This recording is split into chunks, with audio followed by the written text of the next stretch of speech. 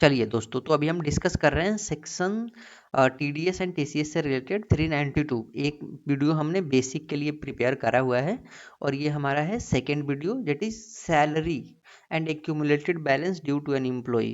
पहले बहुत सारे सेक्शंस थे, पीएफ के लिए अलग, सैलरी के लिए अलग। अभी इन लोगों ने एक क्लब कर दिया 392 में, सारे ही क्लब है। अब बोलता है 392 सब सेक्शन 1 में ये इनकम टैक्स तक 2025 है, ठीक है। Any person responsible for paying any income chargeable under the head salary deduct income tax on account amount payable, and this deduction shall be made at the time of payment at average rate of income tax computed। Average rate of income tax computed that is slab rate, जो individual को applicable रहेगा on the basis of rates in force in the tax year. जैसे कि आपको पता है अब assessment year नहीं है, जो टैक्स रेट फोर्स रहेगा उस टैक्स ईयर के लिए उसी से डिडक्ट करेगा। In which payment is made on estimated income of SSC under the head such income. जैसे अगर किसी का सैलरीड इनकम एम्प्लॉई है, उसका सीटीसी 12 लाख है, तो हर एक साल उनको मान लेट से 1 लाख रुपीज का पेमेंट जा रहा है, तो 1 लाख रुपए पे स्लैब रेट के अकॉर्डिंग आप डिडक्ट करोगे मंथली बेसिस पे, ठीक है। Okay. Subsection 2 is without prejudice to provision subsection 1। अब बोलता है पहला जो बोला वो भूल जाओ। The person responsible for फोइंग any income in nature of non monetary perquisite. Non monetary perquisite मतलब पैसा नहीं दे रहे हो, नॉन मॉनिटरी परक्यूजिट दे रहे हो, chargeable to tax under section 17(1), ये सैलरी है, may pay at his option tax on whole और part of such income without making any deduction there from at the time when such tax why deduction. मतलब कि अगर non monetary perquisite दे रहे हो तो आप अपना टैक्स पे करो, टैक्स पे करना पड़ेगा एम्प्लॉयर को ही। मे पे वैसे ऑप्शनल है, but it is recommended to, और रिकमेंडेड नहीं, ये प्रैक्टिस में भी होगा कि एम्प्लॉयर या आपके नॉन मॉनिटरी परक्यूजिट पे चार्ज जो भी सेक्शन 17(1) का है एट हिज ऑप्शन पे करेंगे टैक्स ऑन होल और part of such income without making any deduction there from at the time when such tax was deductible under subsection 1, ठीक है। अब देखो बी बोलता है the tax under sub clause A, under clause A, okay, shall be deemed to at the average rate, मतलब ये भी slab rate से होगा on the income chargeable under the head salary including the income referred under the said clause, and shall be constitute as if the tax was deductible at source from income. मतलब इस पे जो tax deduct होगा non monetary perquisite में भी, वो भी TDS deduct होगा, और वो भी इनकम अंडर द हेड कौन, सैलरीज होगा। मतलब सेक्शन आपको कौन सा रिपोर्ट करने को मिलेगा, 392। सिमिलरली फॉर ये स्टार्टअप के लिए है, any person being an eligible startup referred in section 140, ठीक है, responsible for paying any income of nature referred in section 17(1)(d, ये स्वेट इक्विटी शेयर ही होगा, of any year shall pay or deduct as the case may be tax on such income on the rate in force, on the basis of rate in force for the tax year in which a specified security। हाँ, sweat equity share पे भी जो भी rate in force होगा उनका तो capital gain tax में rate in force, मतलब कैपिटल गेन टैक्स में जो भी short term long term capital gain होगा। लेकिन एम्प्लॉय जो है, एम्प्लॉयर जो है वो एज एन सैलरी ट्रीट करती है और सैलरी में टीडीएस डिडक्ट होती है, और जब एम्प्लॉय अपना शेयर सेल करती हैं तो उस पर कैपिटल गेन आता है। लेकिन जो fair market value on the date of exercise जब शेयर जो होता है वो आपको टैक्स पे करना पड़ता है, उस पे टैक्स पे करना पड़ता है अंडर सेक्शन 190, मतलब एम्प्लॉयर को 192 में, अब नाउ 392 में, ठीक है। 4A बोलता है the person responsible for making payment under sub section 1 shall take into account the following particular furnished by SSC at his option। जब भी आप टीडीएस डिडक्ट करेगा एम्प्लॉयर, ये क्या क्या लेगा वो देखिए आप, और वेरीफाई करेगा इन such manner as may be prescribe, जो रूल्स जो फॉर्म्स जो प्रिस्क्राइब होगी, जो सेंट्रल गवर्नमेंट प्रिस्क्राइब करेगी for the purpose of making deduction. जैसे आप सैलरी के लिए पहले भी देते थे ना, हाउस प्रॉपर्टी, ये उसी का सबसेक्शन है। Set subsection such particular salary effect of increasing or decreasing tax liability रहेगा, क्या रहेगा, any income from under the head salary due to or received by SSC from any other employer. मतलब अगर कोई अप्रैल या मई में ज्वाइन कर रहा है तो अप्रैल मंथ में किसी का टीडीएस डिडक्ट हो गया होगा तो वो आपको देगा सर्टिफिकेट। आपको उस टीडीएस को भी कंसीडर करना है और उनके इनकम को भी कंसीडर करना है while determining income tax liability. Any relief or allowances under section 57 where the SSC being a government servant, employee of company, cooperative society, local, ये भी आपको कंसीडर करना पड़ेगा। इनकम फ्रॉम हाउस प्रॉपर्टी का भी आपको लॉसेस कंसीडर करना पड़ेगा, जो कि 2 लाख है, कोई चेंज नहीं है।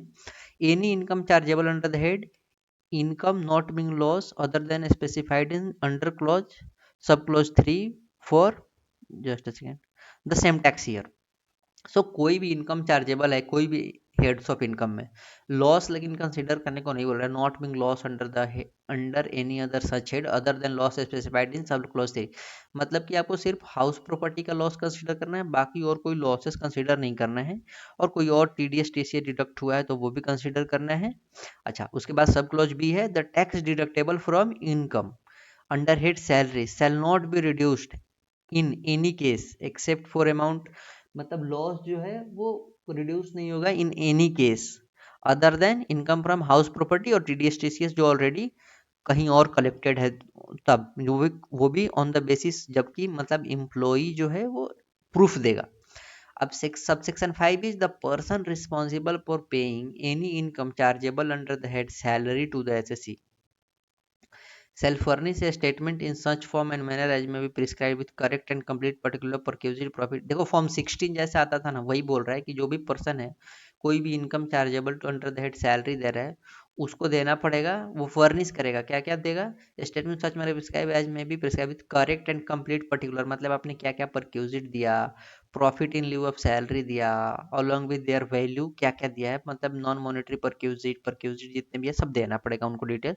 Shall for the purpose of estimating income of the SSC or computing tax deductible under subsection 1 obtained from the SSC evidence और प्रूफ लेगा और पर्टिकुलर इन प्रिस्क्राइब्ड क्लेम। मतलब जब भी आप रेंट एग्रीमेंट देते हो तभी एचआरए का डिडक्शन आपको मिलता है, वही ये सेक्शंस बोल रहे हैं। Including claim for set off loss under provision of this act in such manner as may prescribe may increase or reduce the amount as may prescribe. मतलब ये सारे ऊपर के जो भी डॉक्यूमेंट्स है वो कंसीडर करने के बाद में जो मतलब कंपनी जो एम्प्लॉयर है वो एसेस करेगा कि टीडीएस ज़्यादा कटेगा या कम डिडक्ट होगा। अब देखिए sub section 6A, trustee of a RPF recognised provident fund, ठीक है, जो ट्रस्टी है और any person authorised by regulations of the fund to make payment of accumulated balance due to employee shall in case of paragraph 9 part A schedule 11 applies at the time of an accumulated balance due to employee is paid made therefrom deduction provided in para 10 subsequent। Basically ये PF पे है, PF अगर कोई payment करेगा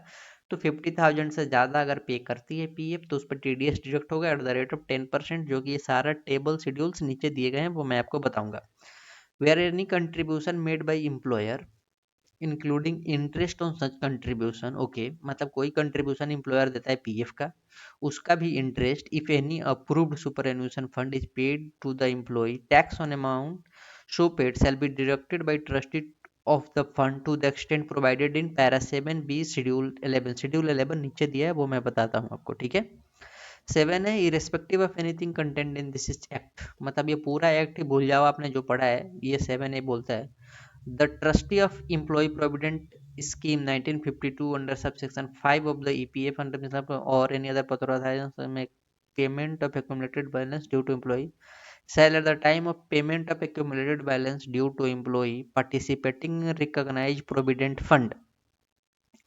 अच्छा okay, यही दे रखा है deduct income tax thereon at the rate of 10% से डिडक्ट होगा अगर वो aggregate amount of such payment is 50,000 और मोर। मतलब अगर 50,000 और ज़्यादा पेमेंट करता है तो 10% टीडीएस डिडक्ट करना है।